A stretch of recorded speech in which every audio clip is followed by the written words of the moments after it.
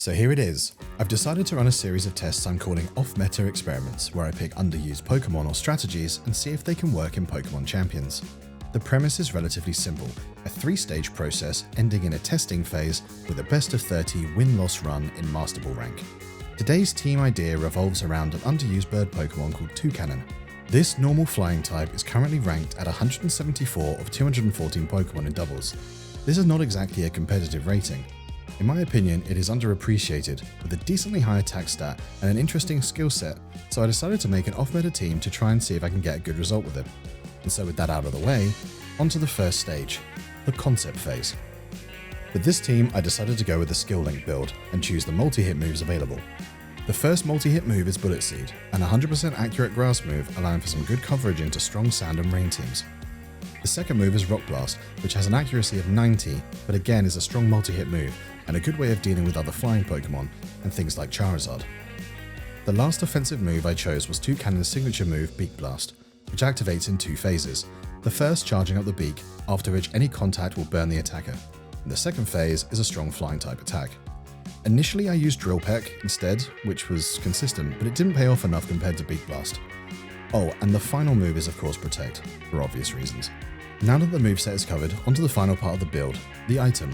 I chose to use King's Rock as it combines well with multi-hit moves and I thought could pay off for some funny flinches along the way. For the rest of this plan, I decided it was better to make this a Trick Room team, as I felt like it would be easier to use this bird if it was a bit bulky instead of a bit speedy. So to balance this team idea, I decided to bring a Trick Room setter, 2 Megas, a Belly Bolt and an Empoleon, as you can see here. The key idea behind using Rune Regus as the Trick Room setter is that it can Earthquake underneath Toucannon for decent damage after Trick Room is set, and is immune to flinches. This is also the original reason for bringing a second Mega as Altaria, as weather control plus easy access to more Earthquakes seemed a good idea. So this was the team that came out of the concept phase, and after playing it for a few games I found that it had a slightly rocky start, with there being a lot of weaknesses. And this led into the second stage of the process, the optimization phase. One of the main issues identified was the difficulty in setting up Trick Room consistently with only one Trick Room setter. So part of the optimization was finding a good additional Trick Room setter, which I finally rounded on Aromatisse due to its awesome ability. There was a lot of variations to the team during the optimization phase. A lot of it was due to trying to balance the offensive power of the team with good type coverage, as you can see from the rundown of the screen of all the team variations I tried. Additionally, the team felt very weak to spread moves, in particular Charizard and Sylveon, so this was something else that needed to be addressed. Finally, after a lot of testing, the final team was decided and locked in. This team was Toucannon of course, plus 2 Trick Room setters, Rune and Aroma, the 2 Megas of Camerupt and Abomasnow providing good coverage and some weather control, and finally a wide guard wielding Araquanid. I felt this team had good offensive and defensive coverage as well as a little bit of weather control, and importantly, both Megas had Earth power to deal with the multitude of Archaludons on the ladder. Regardless of which team I took, I could deal with this threat. So with the team locked in, it was time for phase 3, the testing phase. As stated before, this is a best of 30 win-loss ladder, after which the result on the team can be made. Here's an example game before I reveal the result.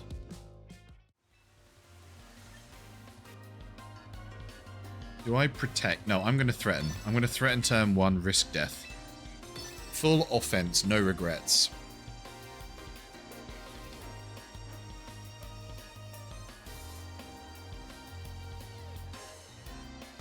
They should Tailwind, Mega Swampert, Wave Crash. Which now that I say it out loud, Tailwind, Mega Swampert, Wave Crash is going to one-shot my Toucannon.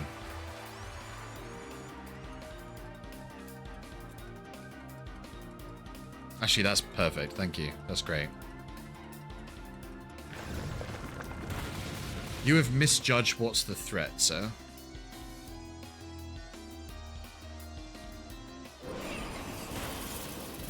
Okay. Do not freeze. Surprise! The Toucan was the threat all along.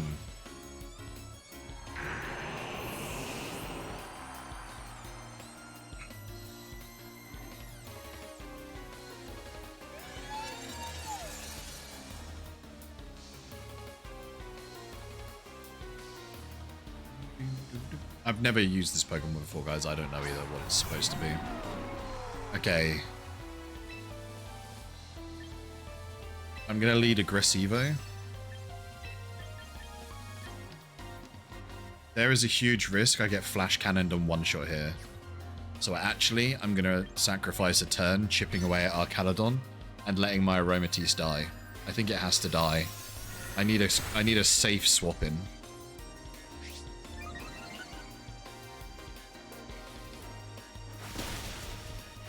You're dead. You're super dead.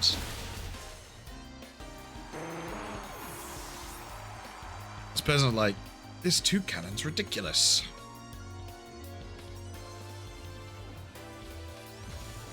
He is about to die though, unfortunately. Now, what I was thinking about doing, but I thought was too risky, because I thought they were going to flash cannon my Aromatisse, was I was thinking of swapping in my Abomasnow so that I could switch the weather. And I think I might do that this turn, if they're going to do another electric move to boost themselves. Hear me out. What if I switch this to this, and then Moonblast this? Yeah, it's a stealth bird. It's not flapping its wings, but it is allegedly in the air. But I'm hoping they do the electric move again and waste a turn now. They might not.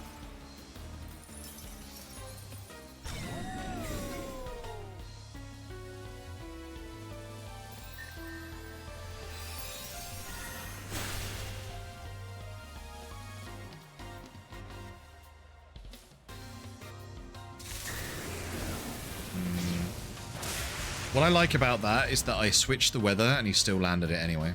That seems reasonable. How much Trick Room left? How much Trick Room left? 2 turns of Trick Room. Earth Power, goodbye. Moonblast. 12? 20? 21% health left on this Dragonite, maybe?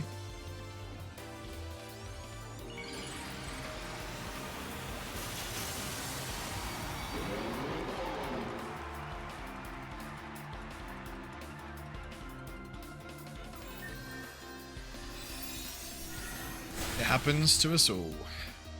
Grim, it happens to us all. I've been shortchanged earlier. Oh, welcome in, Parzival, by the way. Sorry, I didn't see the...